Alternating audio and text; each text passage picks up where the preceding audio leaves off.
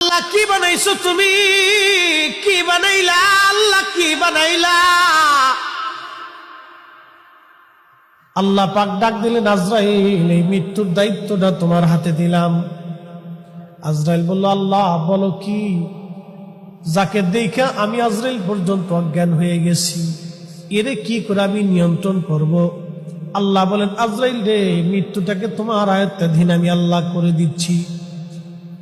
তবে আজরাইল শোনো, কুল্লু নাফসিন যায়িকাতুল মাউত, এমন কোন প্রাণী নাই, এমন কোন জীবন নাই যে জীবনের মরণের স্বাদ না নেওয়া লাগবে।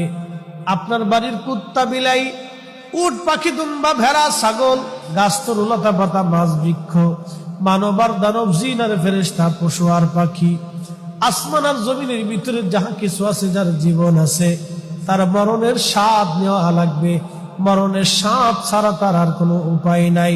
প্রত্যেকেরই মরণের স্বাদ নেওয়া লাগবে, মরণের স্বাদ তাকে নেওয়া লাগবে।